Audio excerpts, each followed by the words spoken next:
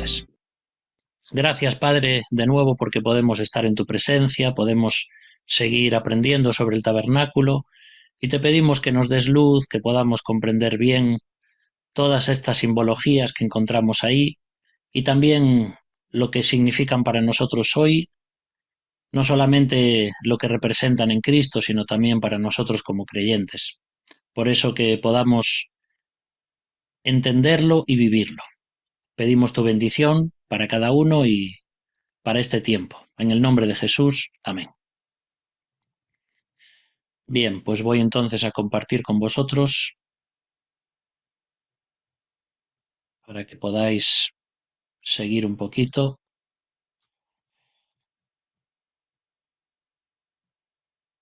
Muy bien.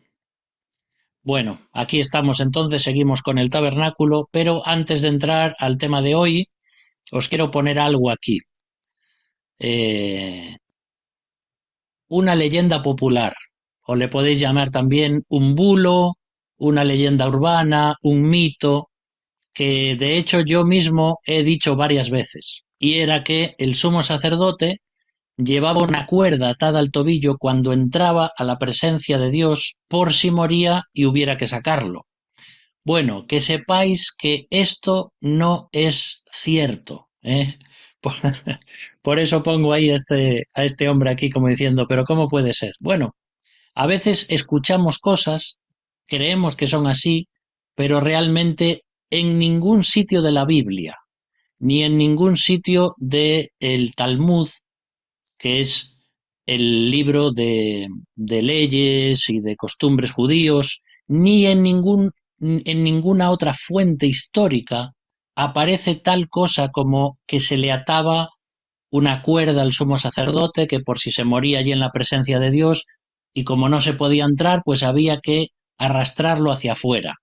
Bueno, pues esto se supone que alguien se lo imaginó algún día pensando en si esto sucedía.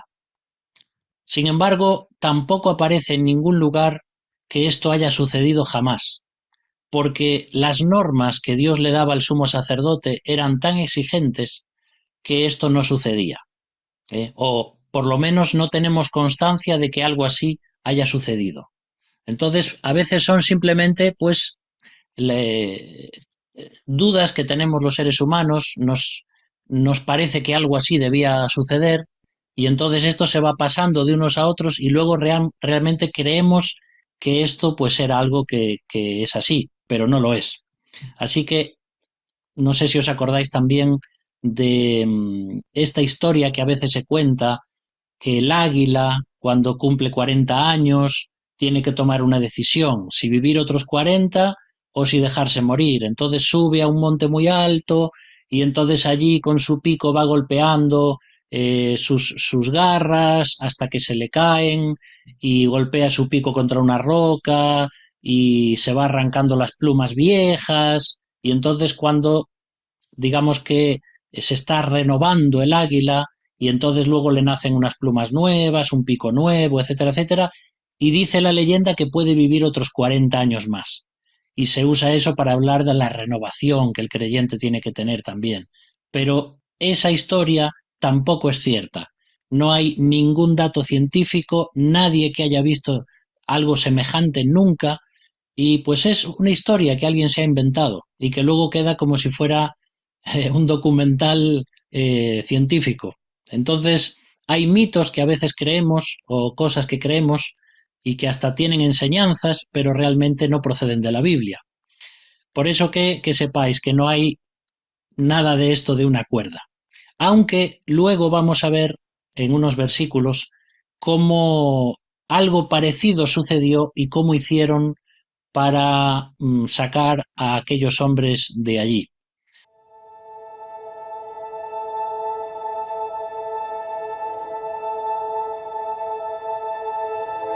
Harás asimismo una mesa de madera de acacia. Su longitud será de 2 codos, y de 1 codo su anchura, y su altura de codo y medio. Y la recubrirás de oro puro, y le harás una cornisa de oro alrededor. Le harás también una moldura alrededor, del ancho de un palmo menor. Y le harás una cornisa de oro alrededor de la moldura. Y le harás 4 argollas de oro, las cuales pondrás en las 4 esquinas, que corresponden a sus 4 patas. Las argollas estarán cerca del borde para colocar en ellas las varas para llevar la mesa.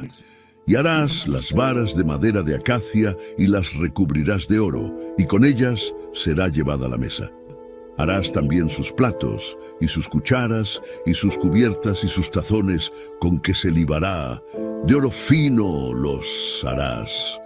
Y pondrás sobre la mesa el pan de la proposición delante de mí continuamente. Muy bien, pues veis cuál es el siguiente mueble o utensilio que vamos a estar viendo hoy. Ya hemos comenzado desde el otro día, desde que vimos el atrio, llegamos al altar del sacrificio y después el lavacro, entramos en el lugar santo y nos encontramos justamente como vimos el otro día a la izquierda el candelero o el menorá, el candelabro, y si nos vamos a la derecha pues nos encontramos con este mueble que es el que estamos viendo hoy, sí, que es la mesa de los panes de la proposición. También se le llama a este pan el pan de la presencia, ¿sí? Y esta mesa, como sabéis, como la mayoría de los muebles del tabernáculo, era madera de acacia y estaba cubierta de oro puro. Entonces son muebles que tienen mucho valor, pero sobre todo su significado. Entonces, el alimento básico para la vida humana es el pan, ¿verdad? Ya desde tiempos inmemoriales. El poder comer cereales, el poder fabricar pan y tenerlo para vivir.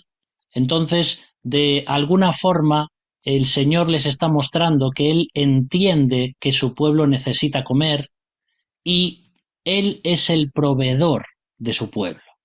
Entonces, más allá de todo lo que significa esto espiritualmente, también está mostrando, así como hay 12 tribus, va a haber 12 panes en la mesa de la proposición y de hecho también va a haber un poquito de vino y un poquito de incienso sobre los panes. Pero fijaos que es tremendo pensar en que en el lugar santo del tabernáculo había alimento. Y no es algo solamente que hacía el pueblo de Israel. Si uno estudia las culturas circundantes a Israel o aún anteriores en el tiempo, vamos a ver cómo también las religiones paganas ofrecían sacrificios de comida a sus dioses, como una forma de gratitud y como una forma de alimentarlos, por decir así, y también para que el dios pudiese luego alimentarlos a ellos. Pero lógicamente Dios hace algo completamente diferente y es no de una forma pagana, sino enseñándoles y explicándoles lo que va a significar cada uno de estos panes. Estos panes se colocaban cada sábado y eran rociados con incienso.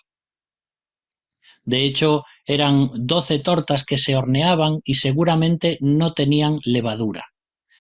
Vais a ver siempre cómo sea en la Pascua, en la fiesta o en otras festividades o en otros momentos u ocasiones, parece ser que siempre el pan que se hacía en lo relacionado con Dios era pan sin levadura, porque sabéis que la levadura era el símbolo de algo que se estropea o el símbolo de algo que es vano, algo que está hinchado, que no es real, el símbolo de las apariencias. Ya vimos algo de esto cuando veíamos cómo Jesús les decía a sus discípulos que se cuidasen de la levadura, es decir, de la hipocresía de los fariseos, etc. Y también parece que la mesa de los panes aparece en el Arco de Tito, un monumento romano que conmemora el saqueo de Jerusalén. Entonces, cuando fueron al templo, parece que, pues, cuando hicieron ahí ese monumento, pues el artista también esculpió pues la mesa de los panes de la proposición que había en el templo. Son muchas cosas, ¿no?, las que uno puede quitar de aquí, pero hay una cosa muy interesante y muy bonita, y es que podemos ver a Dios como el amigo de su pueblo. Generalmente, nosotros cuando nos sentamos a una mesa, podemos invitar a nuestra familia o a nuestros amigos, y aquí Dios es como que Él mismo está en comunión con su pueblo. Y cuando Él ve que el sacerdote, en representación del pueblo, después de hacer un sacrificio, entra a el lugar donde se encontraba con Dios y viene limpio, viene después de haber hecho toda una serie de ritos, después de haber obedecido lo que Dios le había dicho, entonces es como que Dios está satisfecho y está alegre y contento de poder comer, digamos, este pan simbólicamente con el sacerdote. El pan se le ofrecía a Dios como una especie de ofrenda, pero luego, al terminar todo ese rito, eran los sacerdotes quienes debían comer ese pan allí en el lugar santo. Solo ellos podían comer ese pan y participaban de la misma mesa y del mismo pan. Por eso, el hecho de que Dios siempre ha querido relacionarse con el ser humano y siempre ha querido tener una relación de comunión.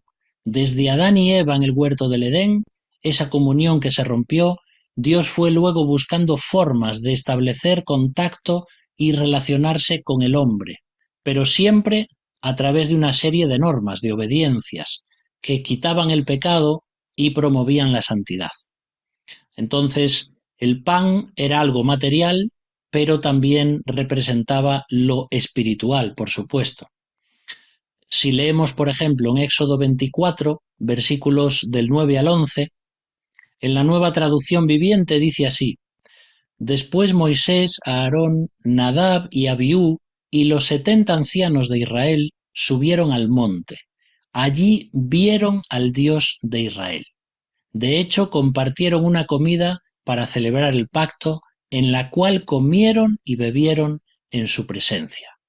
Creo que alguna vez hemos leído este versículo, pero aquí ya en el libro del Éxodo estamos viendo una comida donde tanto Dios como Moisés y Aarón y sus hijos Nadab y Abiú y 70 de los ancianos de Israel subieron al monte para comer juntos, como una especie de amistad, de pacto, de comunión.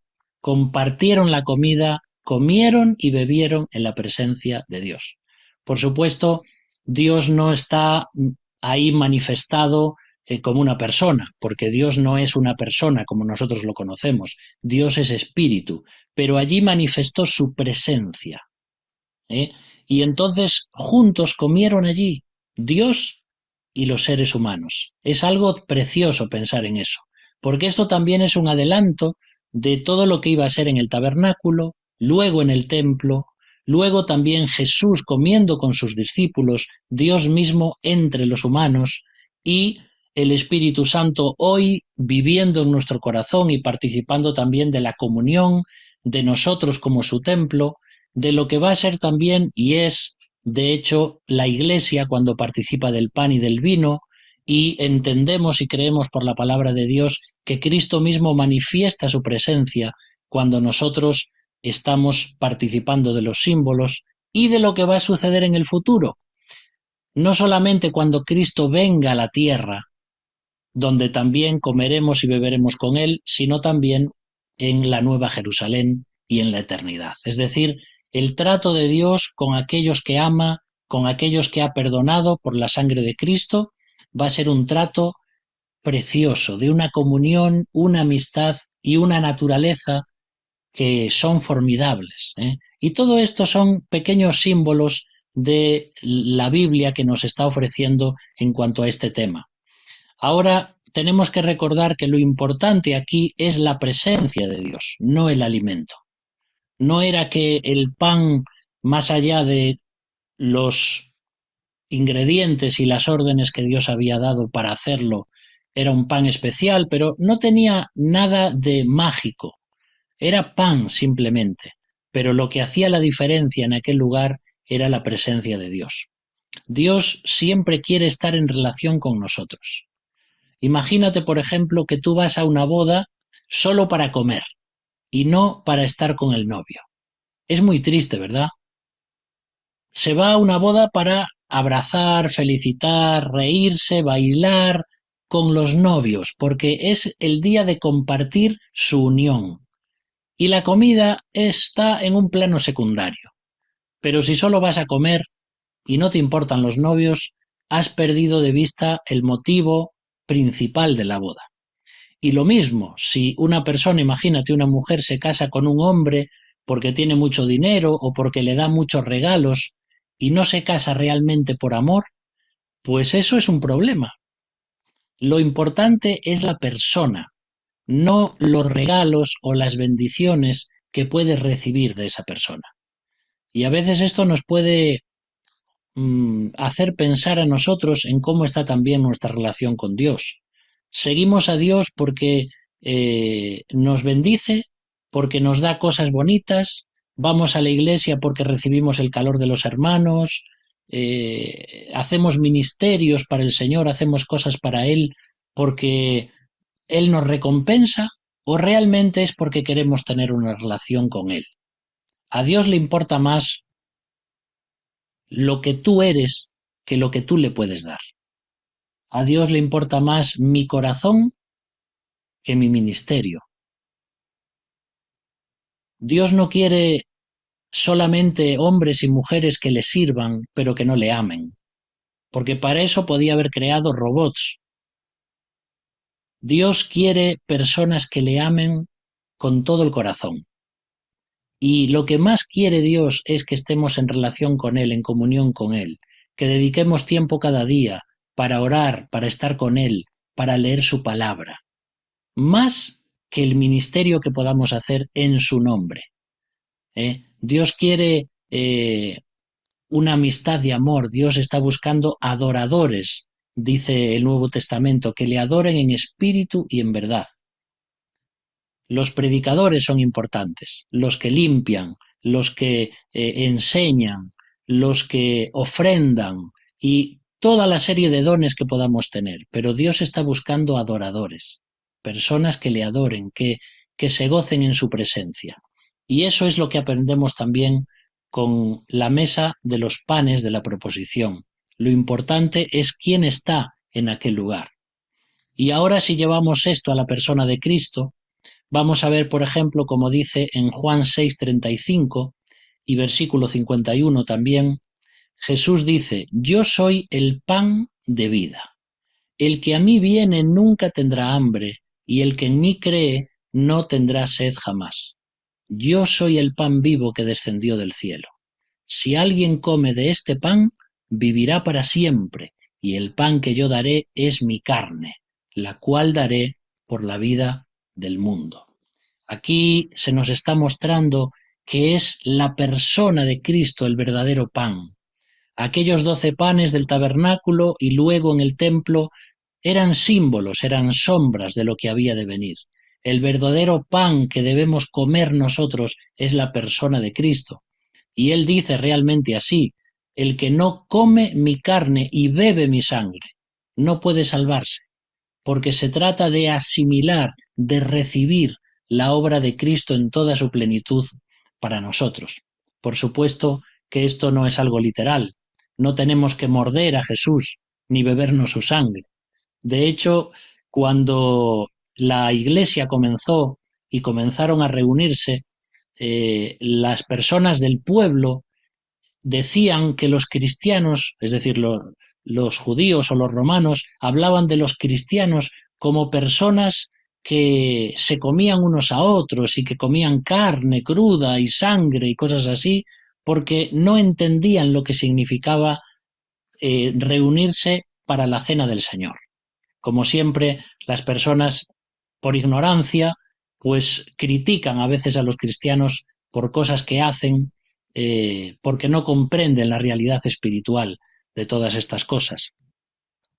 En Apocalipsis también encontramos un versículo muy bonito, capítulo 3 y versículo 20, y Jesús mismo dice, yo estoy a la puerta y llamo.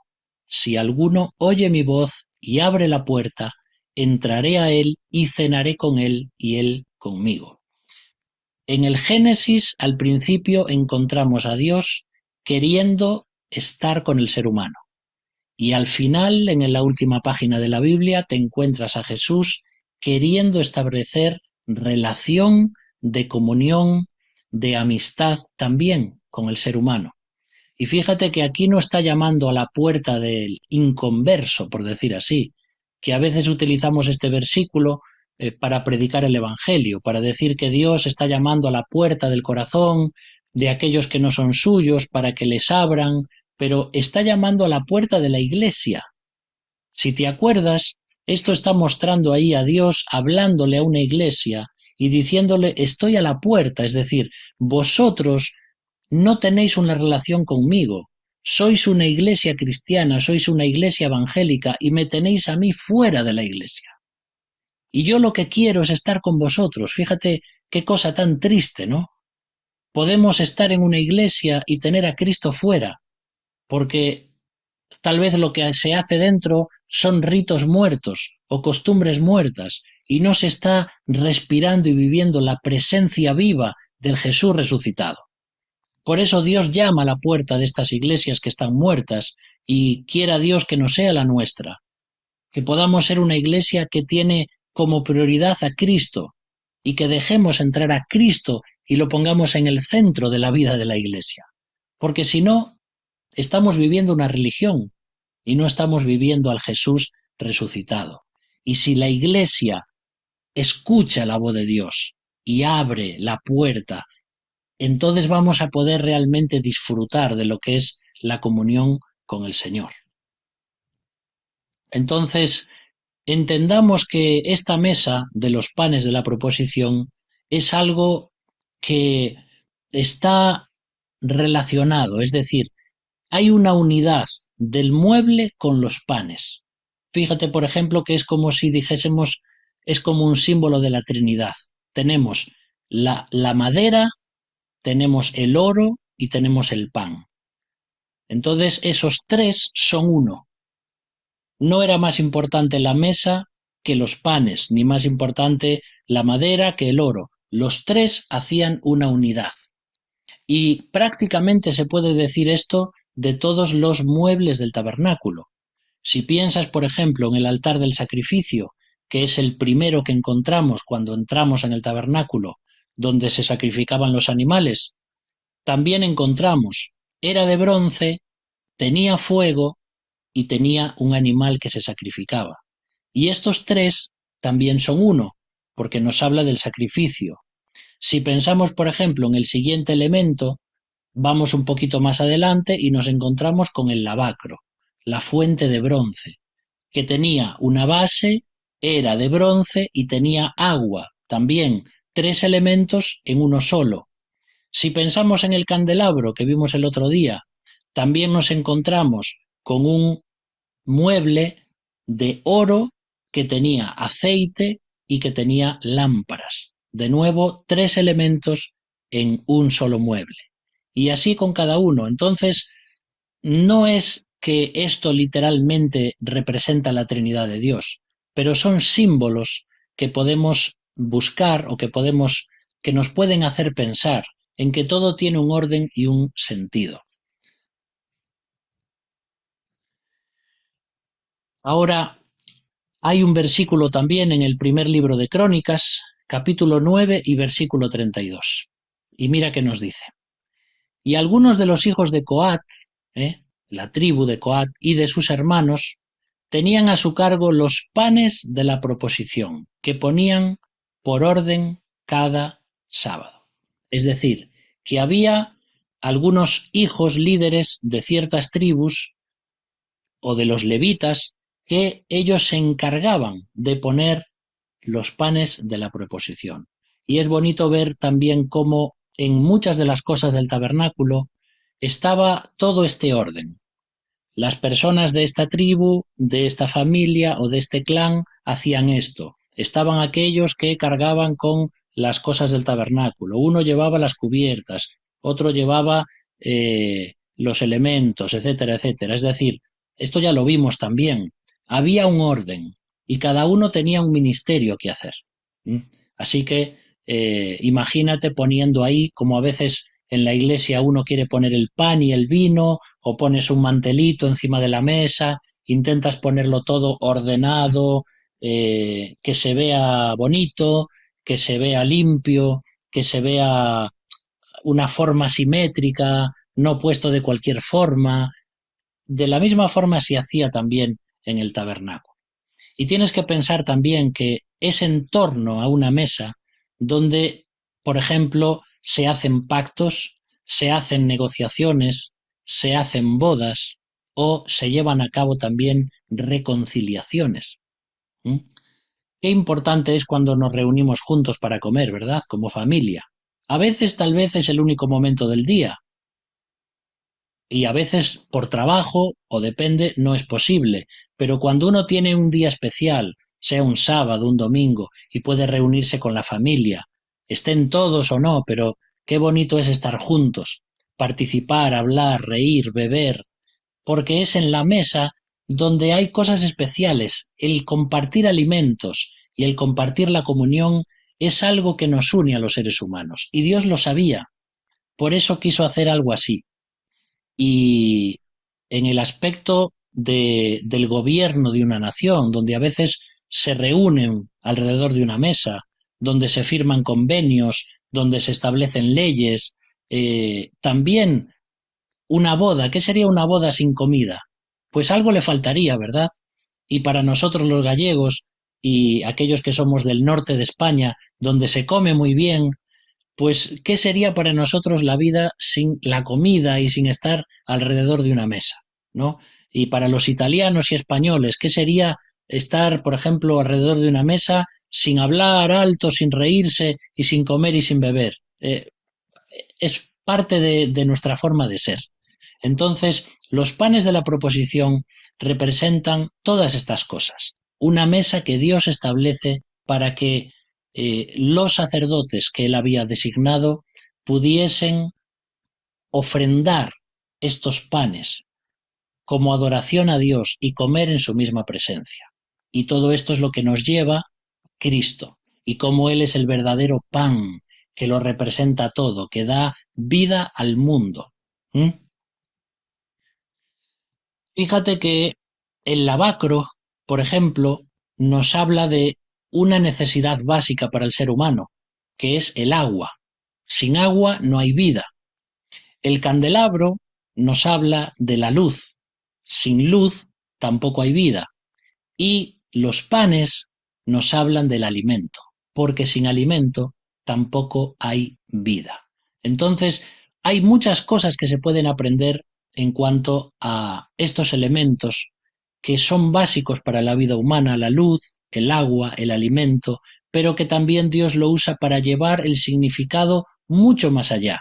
Y es el agua espiritual, como Jesús que dice, bebed de mí, el que bebe de esta agua no volverá a tener sed, yo soy la luz del mundo, yo soy el pan que descendió del cielo, etcétera, etcétera. En todas estas cosas simplemente estamos viendo simplemente sombras, sombras de Jesús que luego nos hablaría como esos ríos de agua, como esa luz del mundo y él como verdadera comida.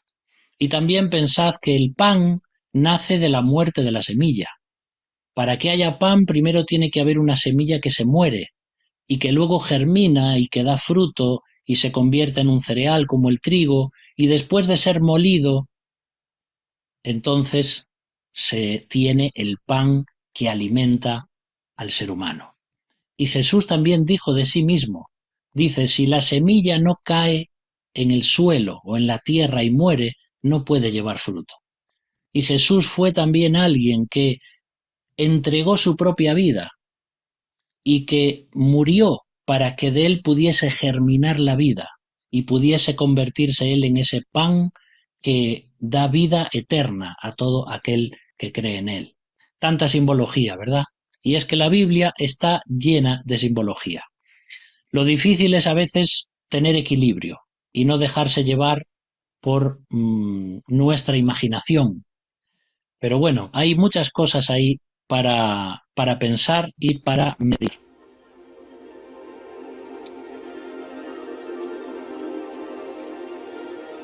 Harás asimismo un altar para quemar incienso. De madera de acacia lo harás. Su longitud será de 1 codo y su anchura de 1 codo. Será cuadrado y su altura de 2 codos. Y sus cuernos serán parte del mismo altar. Y lo recubrirás de oro puro, su cubierta, y sus paredes alrededor, y sus cuernos. Y le harás alrededor una cornisa de oro. Le harás también 2 argollas de oro debajo de la cornisa a sus 2 esquinas, en ambos lados, para meter las varas con que será llevado. Y harás las varas de madera de acacia y las recubrirás de oro. Y lo pondrás delante del velo que está junto al arca del testimonio, delante del propiciatorio que está sobre el testimonio, donde yo me reuniré contigo. Y Aarón quemará incienso aromático sobre él cada mañana. Cuando prepare las lámparas, lo quemará. Y cuando Aarón encienda las lámparas al anochecer, quemará el incienso, habrá incienso perpetuo delante de Jehová por vuestras generaciones. No ofreceréis sobre él incienso extraño, ni holocausto ni ofrenda, ni tampoco derramaréis sobre él libación. Y sobre los cuernos del altar hará Aarón expiación 1 vez al año con la sangre de la ofrenda por el pecado para expiaciones. 1 vez al año hará expiación sobre él por vuestras generaciones. Será muy santo a Jehová. Bueno, pues ya tenemos otro utensilio, otro mueble, otro instrumento más. Recuerda que estamos en el lugar santo y estamos justo ya delante del velo, ese velo grueso que separaba el lugar santo del lugar santísimo. Hemos visto entonces el primer mueble en el lugar santo, que es el menorá, el candelabro de luz. Hemos visto ahora la mesa de los panes de la proposición y nos queda un tercer mueble que sería el último, el penúltimo que vamos a encontrar en el tabernáculo, que sería el altar del incienso. No lo confundamos con el altar del sacrificio. El altar del sacrificio es el primero que te encuentras al entrar en el tabernáculo, en el atrio. ¿Sí? Después repasemos la fuente de bronce. Después entras ya a lo que es el tabernáculo en sí. ¿Sí? Y lo que acabamos de decir. A mano izquierda, el menorá, a mano derecha, el pan, y ahora de frente, al final, tenemos el altar del incienso, que como su nombre indica, pues era para ofrecer incienso. De hecho, te pongo una imagen aquí, aunque no es realmente el tabernáculo o el lugar santo tal como era, pero nos da pues una perspectiva, ¿eh? Tú entras ahí desde la izquierda, ¿ves? Imagínate que entras de forma recta y tienes allí el candelabro a mano izquierda, la mesa de los panes de la proposición a mano derecha, y si vas hacia el fondo te vas a encontrar con el velo que separa el lugar santo del lugar santísimo, y justo delante pues vas a tener este altar del incienso, ¿eh? El sacerdote oraba en este altar antes de entrar al lugar santísimo. Y aquí se ofrecía incienso. El sacerdote intercedía por el pueblo con el pectoral puesto. ¿Te acuerdas que cuando vimos el, esa, ese, esa prenda que se ponía el sumo sacerdote sobre el efod, que era como una especie de chaleco largo, se ponía un pectoral en su pecho donde iban grabados y pegadas 12 piedras de diferentes colores, y en cada piedra grabado el nombre de una de las tribus de Israel. Y llevaba esa coraza, ese pectoral, puesto ahí porque llevaba al pueblo de Israel sobre su corazón. Y entonces él oraba a Dios y hacía como el intercesor que oraba por su pueblo cuando él ofrecía este incienso. ¿Veis que todo está detallado y todo está pensado en el tema del tabernáculo, desde las vestiduras de los sacerdotes hasta el entorno, todo tal como Dios lo había dicho. Y esto también nos habla de que nuestras oraciones son escuchadas porque se elevan en el nombre de Jesús, que es nuestro sumo sacerdote.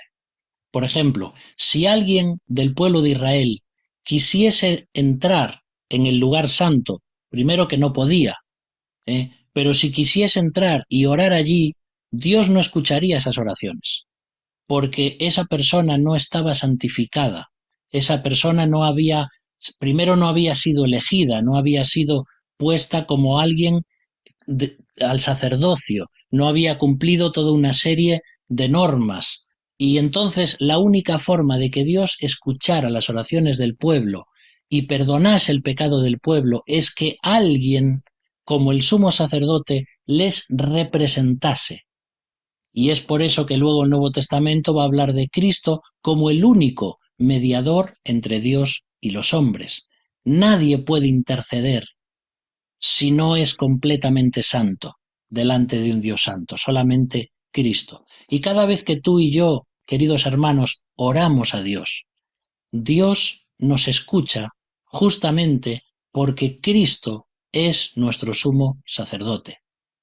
Los sacerdotes levíticos iban muriendo y entonces Aarón murió y sus hijos llevaron adelante el sacerdocio y murieron y después vendrían otros sacerdotes y así continuamente a través de los siglos, porque los sacerdotes humanos morían, pero Jesús no. Jesús no murió para siempre. Jesús ofreció su vida como cordero y se convirtió en un sumo sacerdote inmutable, que vive para siempre, que es lo que nos dice también Hebreos. Dice Hebreos 7:25. Por eso, Jesús puede también salvar perpetuamente a los que por él se acercan a Dios, pues vive para siempre para interceder por ellos. ¿Has pensado alguna vez que uno de los ministerios que Cristo está llevando a cabo a la diestra de Dios es orar por ti? El Señor Jesucristo vive para estar orando por ti, para estar intercediendo por ti. Y aún más, el Espíritu Santo, dice Romanos capítulo 8, que también intercede por mí con gemidos indecibles. Así que el Espíritu Santo en nuestro interior intercede por nosotros. Le pide a Dios que nos ayude, que nos santifique, que nos bendiga, que nos fortalezca, que nos consuele. Y así cuando el Espíritu Santo dentro de nosotros clama, el Hijo de Dios Jesucristo a la diestra de Dios también clama e intercede por nosotros. Y el Padre responde esas oraciones. La Trinidad involucrada en un proceso de intercesión por ti y por mí. ¿Quién puede entender semejante misterio?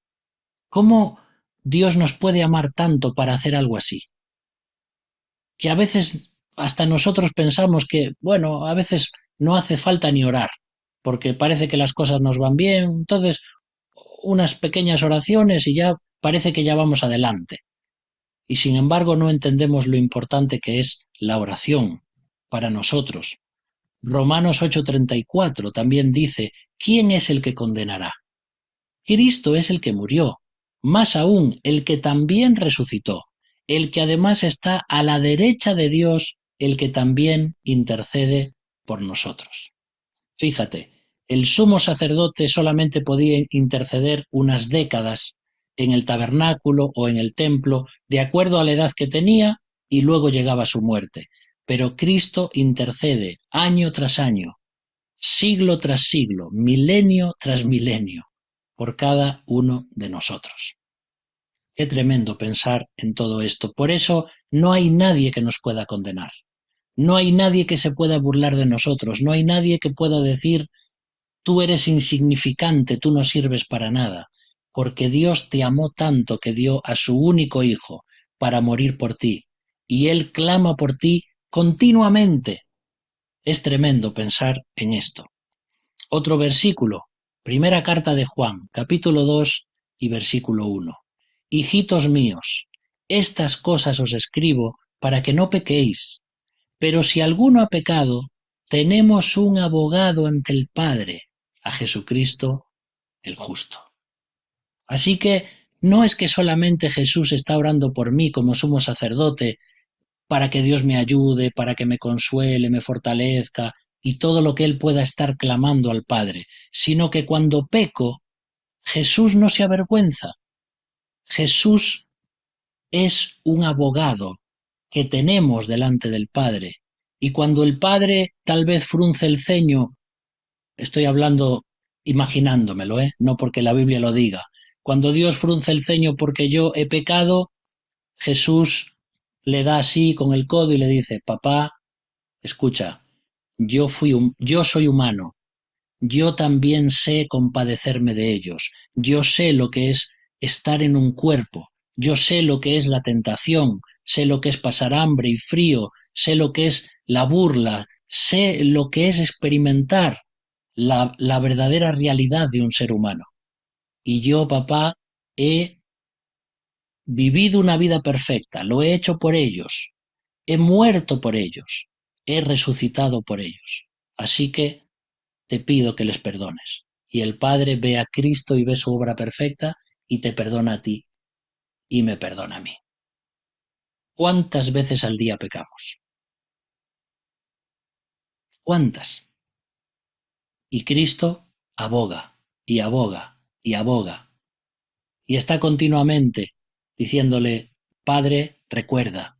Padre, es una imagen muy bonita. Además, el abogado que tenemos en Cristo es un abogado justo, dice ahí. Un abogado ante el Padre, Jesucristo el justo. ¿Sabes por qué? Porque ¿a quién conoces tú que sea un abogado y que sea un abogado verdaderamente neutral, justo, imparcial?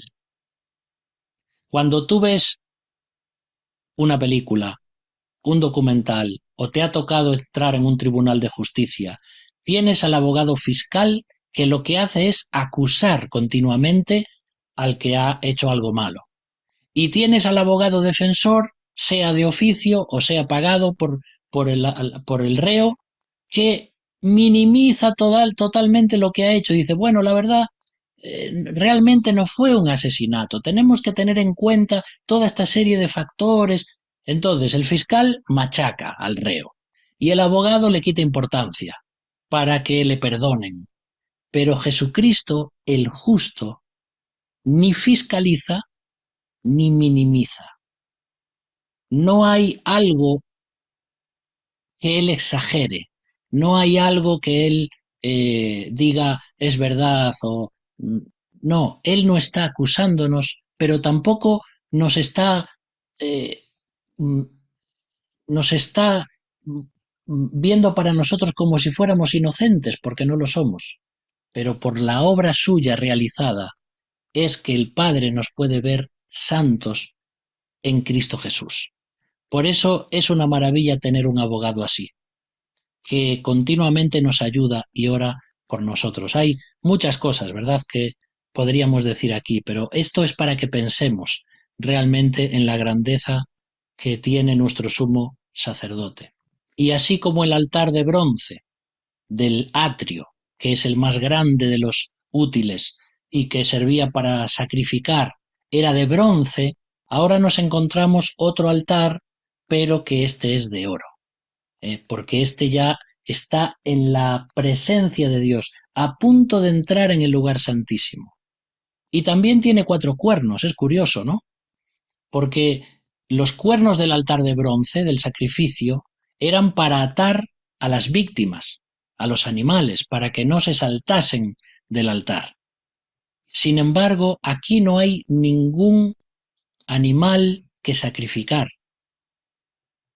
Entonces, los cuernos en la Biblia también nos hablan de la protección y del amparo que tenemos ante Dios. Por eso que cuando el sumo sacerdote se presentaba ante el altar del incienso con esos 4 cuernos, y como vamos a ver, también tenía que poner sangre del sacrificio en esos 4 cuernos y untar allí la sangre, está diciendo que por la sangre del sacrificio es que yo me siento protegido y amparado ante Dios. Eso es lo que significan esos 4 cuernos del altar. Y todos los días, por la mañana y por la tarde, se quemaba incienso. Eso sí, como veíamos el otro día, cuando el tabernáculo estaba operativo, porque cuando lo estaban llevando o cargando por el desierto, esto no funcionaba. Pero si no, siempre el altar del incienso, así como el candelabro, que tenían que estar siempre iluminando el lugar santo, y siempre pan a la derecha, allí en la mesa de la proposición, pues el incienso también tenía que estar continuamente siendo elevado ante Dios. Y no podía ser cualquier incienso, tenía que ser el incienso según la receta divina. Fíjate algo que dice ahí en Éxodo 30, versículo 34. Dijo además el Señor a Moisés: toma especias aromáticas, estacte y uña aromática, gálbano aromático e incienso puro, todo en cantidades iguales, y harás con ellos, según el arte del perfumista, un incienso perfumado, bien mezclado, puro y santo. Molerás parte de él en polvo fino, y lo pondrás en el tabernáculo de reunión delante del testimonio, donde yo me mostraré a ti. Os será cosa santísima. Como este incienso que harás, no os haréis otro según su composición. Te será cosa sagrada para el Señor. Cualquiera que haga otro como este para olerlo, será eliminado de su pueblo. Es decir, que Dios había establecido cómo debía hacerse la mezcla de ese incienso, que realmente nadie lo sabe. Eso seguramente se perdió, esa receta del gran chef, del sacerdote, ¿eh?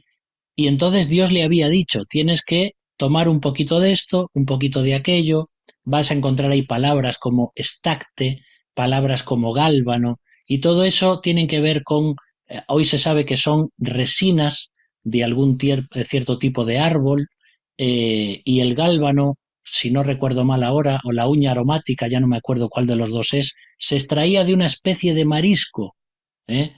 Entonces tenía un olor bastante fuerte, y toda esa mezcla de resinas, ese, ese marisco con ese incienso, etcétera, etcétera, hacía pues un olor muy especial y muy original, que solamente se podía hacer para adorar a Dios. Nadie podía hacerlo para olerlo, ¿eh? Esa era una colonia que solamente se podía echar Dios. Nadie podía echarse ese perfume, era para Dios. Y fijaos en cómo Dios lo advierte. Dice: cualquiera que se le ocurra usarlo para él o no seguir la receta que yo os mando, se va a morir. Así que era una cosa muy sagrada. De hecho, fíjate lo que sucede en Levítico capítulo 10. Nadab y Abiú, hijos de Aarón, tomaron cada uno su incensario, pusieron en ellos fuego, le echaron incienso encima y ofrecieron delante del Señor un fuego extraño que él nunca les había mandado. Entonces salió de la presencia del Señor un fuego que los quemó, y murieron delante del Señor. Después Moisés llamó a Misael y a Elzafán, hijos de Uziel, tío de Aarón, y les dijo: acercaos y sacad a vuestros hermanos de delante del santuario. Esto es a lo que me refería cuando veíamos aquello de que no hay ninguna cuerda que se atase al talón o al tobillo del sacerdote para sacarlos si moría en su presencia. Aquí nos encontramos, por ejemplo, a los hijos de Aarón, sacerdotes, que mueren no en el lugar santísimo, pero sí en el lugar santo. Y sin embargo, Moisés dice que llama a algunos familiares suyos que se acercan y los sacan fuera del santuario. Es decir, que si alguna persona moría en un lugar así, pues no había ningún problema de entrar para sacarlo, ¿eh? Por lo menos es un ejemplo que estamos viendo aquí. Y sigue diciendo ese versículo. Entonces el Señor habló a Aarón: ni tú ni tus hijos debéis beber vino ni sidra cuando entréis en el tabernáculo de reunión, para que no muráis, para poder discernir entre lo santo y lo profano, y entre lo inmundo y lo limpio. Fíjate cómo se quedó Aarón cuando ve que sus dos hijos fallecen en la presencia de Dios. Era muy triste eso. Algunos dicen qué es lo que había pasado, qué significa ese fuego extraño que ofrecieron. Bueno, posiblemente no hicieron la mezcla correctamente. ¿Sabes por qué? Porque tal vez habían entrado demasiado contentos habiendo bebido vino antes. Y por eso Dios le dice: Aarón, ¿sabes por qué pasa esto? Porque no hay que entrar bebido a la presencia de Dios. Tenéis tiempo suficiente para tomar vino en otros momentos o lo que sea. Pero cuando vais a ejercer el ministerio, para que sepáis discernir completamente, para que vuestra mente esté clara, para que no os equivoquéis en la receta, dejad el vino y servidme en santidad. Uf, es tremendo esto. Así que posiblemente estos hijos de Aarón, que a lo mejor ya estaban acostumbrados a esto, ya decían: va, esto es facilísimo, esto está chupado, ya, ¿cuántas veces lo hicimos? Va, venga, vamos a beber un poco, total, lo hacemos como siempre, no hay ningún problema. Ah, pero ese día, por negligencia, por no hacer las cosas con santidad y por hacerlo indolentemente, sin pensar en lo que estaban haciendo, murieron en la presencia de Dios. Y yo pienso que si Dios tuviese en cuenta estas cosas hoy en nuestra vida, estaríamos todos muertos cada vez que intentamos servirle. Porque este también es un toque de atención fuerte para los que estamos en la obra de Dios y para los que le servimos en el ministerio, para los que enseñamos o predicamos. Tiene que haber en nuestra vida una vida de santidad. Cuando nosotros ministramos al Señor o cuando tú y yo como cristianos hacemos ministerio para el Señor, no es cualquier cosa. Aunque a veces lo hacemos durante muchos años y ya parece que ya nos lo sabemos de memoria, pero es lo que sucede generalmente con los riesgos laborales. Una persona que trabaja pues cortando árboles con una sierra o una motosierra y que lo ha hecho tantas veces que en algún momento perdió de vista el tener cuidado y entonces se corta un brazo. Esto lo ves en un montón de profesiones. Alguien que está subiendo a un edificio y que tiene que poner su arnés de seguridad, pero lo ha hecho tantas veces que ya lo hace sin fijarse. Y un día se le suelta el arnés porque no estaba bien puesto y se cae. Y así sucede también con las cosas de Dios. No podemos dejarnos llevar por la costumbre. Ah, yo ya sé bien cómo es, yo ya sé bien predicar, o ya sé cantar, o ya sé bien esto, y no importa si el incienso que voy a llevar para Dios no es tan santo. Bueno, Dios nos perdona, y entonces vienen los problemas. Así que yo el primero soy el que tiene que aplicarse esto a su propia vida. ¿Mm? Ahora, para terminar, simplemente quiero mostrarte un plano del lugar santo. Recuerda, entramos al lugar, al atrio, y nos encontramos con este lugar santo. ¿Eh? Es lo que estamos viendo ahora, desde arriba. Entonces, entre esas dos rayas rosas que hay ahí, te encuentras a la derecha los panes de la proposición, a la izquierda el candelabro con sus 7 lámparas y ese cuadradito ahí en medio que representa el altar del incienso que estamos viendo ahora. Pero algunos ven en la forma geométrica del lugar santo algo que sí podría ser. Fíjate, aquí te voy a ensombrecer, ¿ves la diferencia? Te pongo una sombra en lo que es el lugar santo. ¿Mm? Luego está el lugar santísimo más adelante. No, el lugar santo. Fíjate qué sucede si tú rellenas los huecos de una forma geométrica. ¿Qué te parece? Algunos ven una cruz ahí, desde arriba. Lógicamente esto puede ser simplemente nuestra imaginación, puede ser pues que nos dejamos llevar por no sé, por una espiritualidad que dice, mira, fíjate lo que pasa aquí, mira, si pones aquí esto y esto y esto y esto, hay una cruz, porque el lugar santo nos está hablando de que más adelante vendría la cruz. Bueno, no sabemos si esto realmente estaba en los planes de Dios en ese sentido geométrico o no, pero lo que está claro es que cuadra perfectamente ahí una cruz. No sabemos, pero si te ayuda para ver todavía más esta grandeza del lugar santo, pues ahí está. Y entonces el sacerdote untaba los cuernos del altar con sangre del sacrificio y salpicaba ese altar del incienso 7 veces, porque el 7 es el número de la compleción, de la perfección, de algo que está lleno o completo. Y también el altar del incienso estaba alimentado con los carbones del altar del sacrificio. ¿eh? Es decir, que los carbones que se usaban para quemar al animal, luego allí se metían en el incensario, se entraba en el lugar santo y se ponían esos carbones encendidos en el altar del incienso, y con ese calor y ese fuego es como se producía y cómo el incienso ascendía. Y esto también nos muestra que antes de poder adorar tiene que haber un sacrificio previo. No hay adoración sin sacrificio. Sin la sangre de Cristo, sin la obra de Cristo, no hay adoración que valga delante de Dios. Y en Apocalipsis 8:3, un versículo que a veces pasamos por alto y no nos damos cuenta, pero dice, otro ángel vino y se detuvo delante del altar. Tenía un incensario de oro, y se le dio mucho incienso para ofrecerlo junto con las oraciones de todos los santos sobre el altar de oro que estaba delante del trono.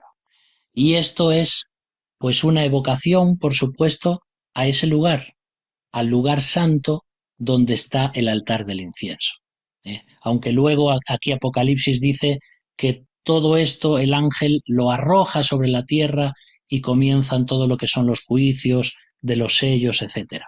Pero encontramos eso, como las oraciones que el pueblo de Dios, que tú y yo hemos elevado durante años, cientos, miles de años a la presencia de Dios, no son oraciones que se han perdido. Las oraciones quedan en la presencia de Dios.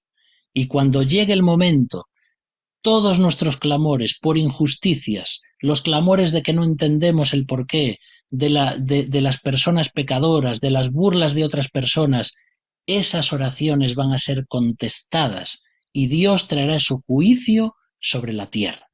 Y por supuesto que quedaremos satisfechos. Entonces, muchas cosas que encontramos en cuanto a esto. Y esto nos recuerda lo importante de la oración. El altar del incienso, el lugar donde el sacerdote oraba a Dios. ¿Sabes una cosa?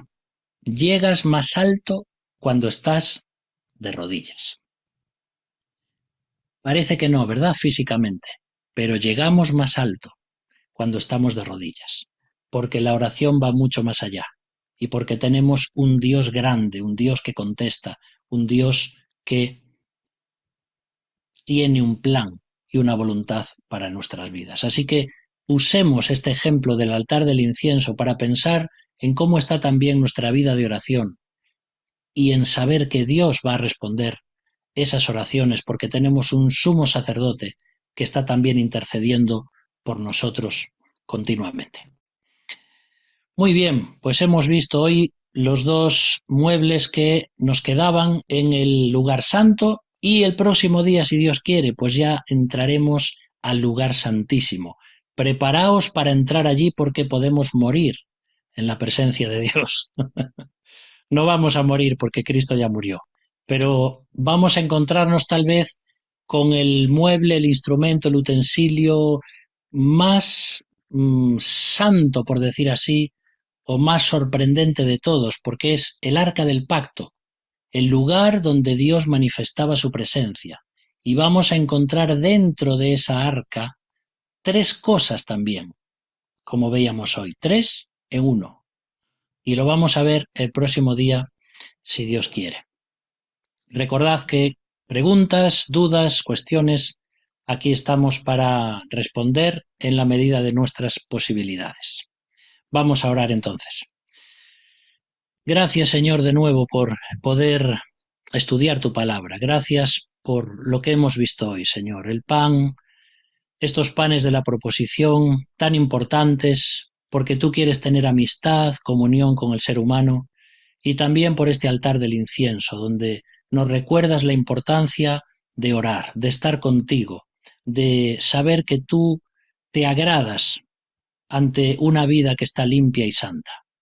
Y también, Señor, perdónanos porque a veces no oramos lo suficiente, ni en cantidad ni en calidad. Ayúdanos a recordar esto y que podamos aplicarlo a nuestras vidas.